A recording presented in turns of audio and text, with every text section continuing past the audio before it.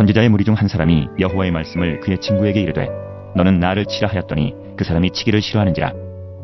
그가 그 사람에게 이르되 내가 여호와의 말씀을 듣지 아니하였으니 내가 나를 떠나갈 때에 사자가 너를 죽이리라.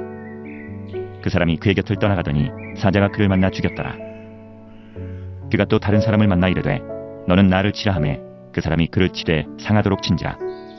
선지자가 가서 수건으로 자기의 눈을 가리어 변장하고 길가에서 왕을 기다리다가 왕이 지나갈 때에 그가 소리질러 왕을 불러 이르되 종이 전장 가운데에 나갔더니 한 사람이 돌이켜 어떤 사람을 끌고 내게로 와서 말하기를 이 사람을 지키라. 만일 그를 잃어버리면 내 생명으로 그의 생명을 대신하거나 그렇지 아니하면 내가 은 1달란트를 내어야 하리라 하였거늘 종이 이리저리 이를 볼 동안에 그가 없어졌나이다.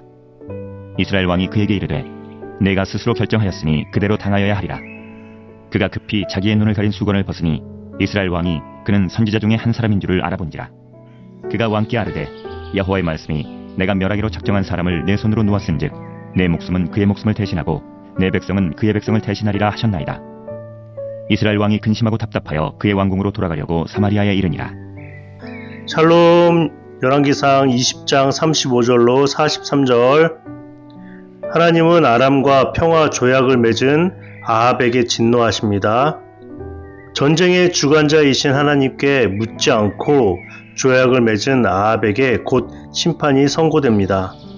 35절부터 37절까지 보시면 선지자의 무리 중 한 사람이 여호와의 말씀을 그의 친구에게 말합니다.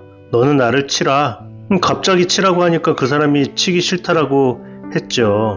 그랬더니 너가 지금 여호와의 말씀을 듣지 아니하였으니 너가 나를 떠나갈 때 사자가 너를 죽이리라. 갑자기 이런 말을 하는 거예요. 그랬더니 진짜 사자가 죽인 거예요. 별 이런 일이 뭡니까 이게 갑자기? 또 다른 사람에게 만나서 말을 합니다. 너는 나를 치라 하매 그 사람이 그를 치되 상하도록 친지라. 부상을 입히라고 말을 하는 거예요. 왜냐하면 전쟁에서 부상당한 병사의 모습으로 변장하기 위함이었습니다. 근데 본문 속에서는 내가 이렇게 해야 되기 때문에 나를 좀 쳐줘 이런 게 아니라 그냥 나를 치라라고 했잖아요. 이 상식이 맞지 않고요. 정상적이지 않고 이상한 거예요. 그런데 하나님께서는 그 자체가 불순종이라고 말씀하시는 것이죠. 하나님이 이런 분이신가? 굉장히 낯섭니다. 왜 갑자기 이런 방식으로 하나님께서 하시는가?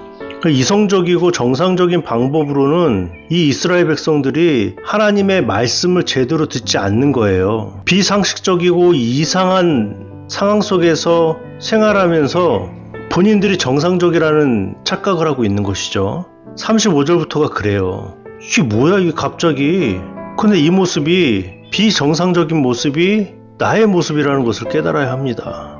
그 다음 38절부터 보시면 이제 변장을 합니다. 수건으로 자기의 눈을 가리어 변장하고 왕이 올 때까지 기다리는 거예요.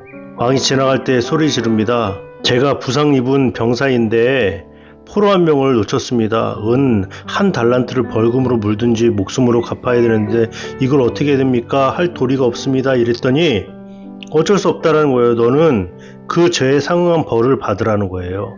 그대로 당해야 된다. 41절 그가 급히 자기의 눈을 가린 수건을 벗으니 이스라엘 왕이 그는 선지자 중에 한 사람인 것을 알아본 겁니다. 그러면서 그 선지자가 말을 하는 거예요.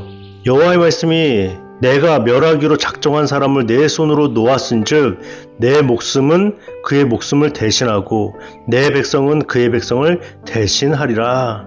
똑같이 말씀해 주고 있는 거예요. 하나님께서 베나닷의 목숨 대신에 아합의 목숨을 걷어가실 것이다. 그런 예언을 하게 된 겁니다. 43절이 중요한데요.